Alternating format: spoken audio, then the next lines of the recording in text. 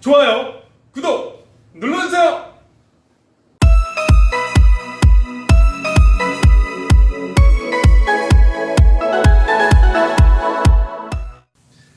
안녕하세요. 이주근TV의 이주근입니다. 오늘은 처음 내 집 마련 하시는 분들에게 도움될 만한 내용으로 제가 강의를 한번 만들어 봤습니다. 처음 내 집 마련 어렵지 않아요 라는 내용인데요. 전세, 월세, 그리고 신혼집으로 내 집 마련 하시는 분들이 아마 많이 있으실 거예요. 그분들한테 가장 간략하고 핵심만 제가 한번 말씀드리도록 하겠습니다. 자, 그럼 들어가시죠. 처음 내 집 마련할 때 먼저 생각해야 되는 거는 6가지 방법을 좀 숙지해야 되는데요. 그 중에 이제 첫 번째가 내 상황을 체킹을 해야 됩니다. 내 상황을 체킹하면서 계획을 한번 잡아보시는 거예요. 그래서 계획을 한번 잡아보시고요. 그 다음에는 시세 검색. 인터넷으로 시세 검색도 하고, 뭐 전화를 통해서도 시세 검색을 한번 하시면 되고요. 그리고 이제 세 번째는 뭐냐면 탐색. 그러니까 한번 아이쇼핑처럼 백화점 가는 것처럼 한번 아이쇼핑을 한번 해보세요. 아이쇼핑을 한번 해보시고 그 다음에 여러분들한테 네 번째는 여러분들한테 도움될 만한 믿음 있는 전문가를 한번 찾아보시는 게 되게 좋습니다. 그리고 나서 집을 보시게 되잖아요. 그리고 여러분들이 이제 선택을 하게 됩니다. 선택할 때 유의점을 제가 말씀해 드리도록 할게요. 그러면 6번째 끝으로 이제 계약 테이블에 앉게 됩니다. 계약 테이블에 앉게 되는데요. 그 계약 테이블에 앉아서 여러분들이 어떻게 하셔야 되느냐, 계약을 하기 직전에 구매하기 직전에 혜택이라든지 가격 절충이라는 것까지 하게 되면 여러분들은 처음 내 집을 할 때 아주 어렵지 않게 할 수 있습니다. 자, 그러면 첫 번째부터 들어가 보도록 할까요? 첫 번째 들어가기 전에 제가 유의점을 하나 더 말씀 좀 드리도록 할게요. 제가 이 영상을 촬영하는 목적은요, 집을 내 집 마련할 때는 사실 두 가지의 어떤 관점이 있습니다. 하나는 거주에 대한 관점이고요, 하나는 또 투자에 대한 관점이에요. 그런데 요새 우리나라 아파트가 계속 거래량은 좀 전체적으로 줄어들고 있는데 서울 지역에 아파트들이 계속 올라가고 있으면서 상대적인 괴리감들이 많이 좀 발생이 되고 있습니다. 내 집 마련에 사실은 가장 근본적인 거는 뭐냐면 거주라는 목적이고요. 두 번째 이제 투자라는 목적인데, 제가 여기서 설명드린 내용은 여러분들이 거주라는 목적에서 내 집 마련하는 그런 방법에 대해서 쉽게 설명해 드리도록 하겠습니다. 그것이 저희가 말씀드린 유의점입니다. 투자라는 관점에서는 말씀드리지 않고 거주의 관점에서 말씀드리도록 하겠습니다. 첫 번째 본문 들어가서 내 집 마련 어렵지 않아요. 본문 첫 번째는 뭐냐면 여러분들의 상황을 체킹 한번 해보시라는 거예요. 체킹 어떻게 하실까요? 먼저 종이와 펜을 좀 준비해 주셨으면 좋겠어요. 종이와 펜을 준비해 주셔가지고 여러분들이 원하는 주택의 종류가 있으실 겁니다. 아파트를 원하신다든지, 다세대주택 빌라를 원한다든지, 아니면 오피스텔 이런 것들을 원하는 거를 종류를 한번 적어 보십시오.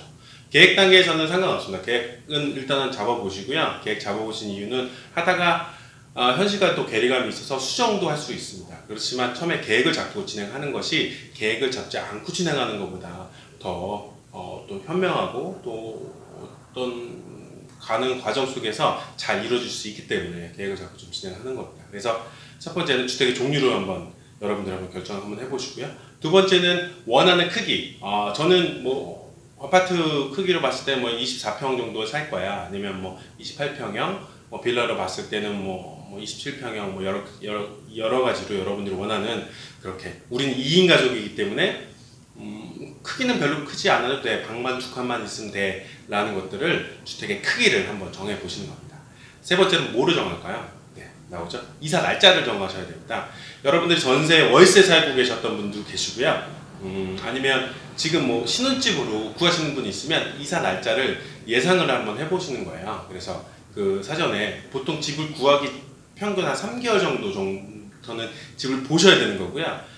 좀 더 공부해서 내가 하겠다라고 하면 6개월 정도까지 기간을 두고 좀 진행을 하기 때문에 내가 원하는 이사 날짜를 정하고, 그래서 차근차근 준비할 수가 있습니다.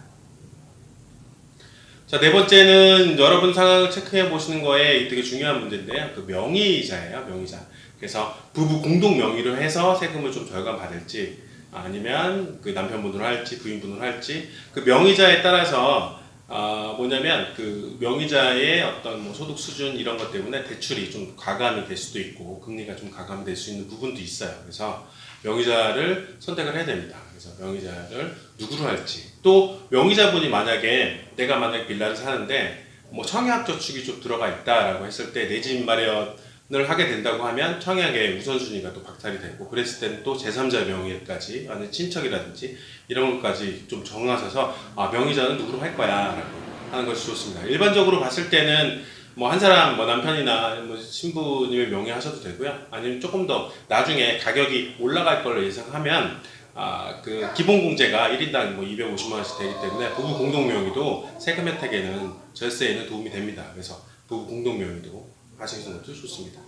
자, 다섯 번째는 여러분 상담 체크하는 거에 입주금과 최대 융자 금액인데요. 이거는 입주금은 여러분이 아마 정해졌을 거예요. 뭐냐면 뭐 그 남편분과 부인분의 어떤 소득 수준이 있어서 그거를 여태까지 있으면서 모았던 돈은 딱 픽스가 될 거예요. 아니면 신혼집이라고 봤을 때 어머님이 도와주신 금액까지 보면 입주금이 얼마다 그러면 5천이면 5천, 7천이면 7천, 딱 그 입주금을 정하셔야 됩니다. 그래서 금액을 적으시고요.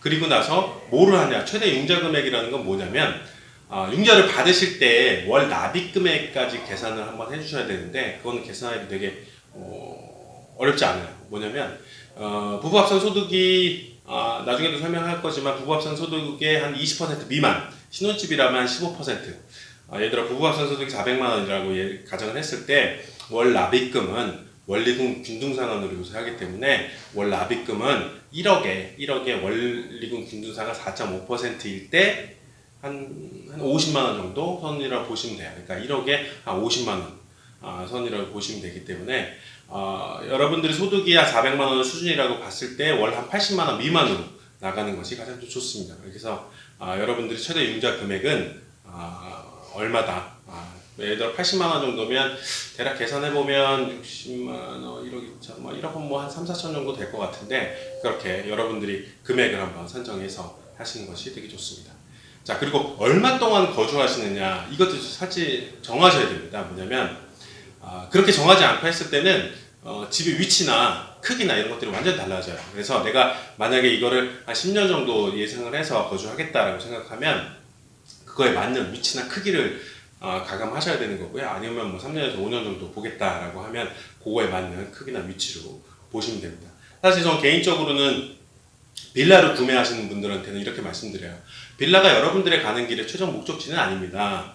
여러분들이 가시는 거는 사실은 지금은 내 집 마련이라는 걸로 통해서 안정적으로 가족이 행복하기 위해서 거주하지만, 나중에는 여러분 투자까지 겸하셔 가신다고 한다면 뭐 한 10년 뒤, 10년 정도 뒤에는 아파트로 가는 거를 저도 개인적으로 권해드리고 있어요. 그래서 얼마 동안 거주하고 내 그거에 맞는 형태의 집을 구하기 위해서 거주 기간, 내가 어느 정도 거주하겠다라고 한번 적으시면 됩니다.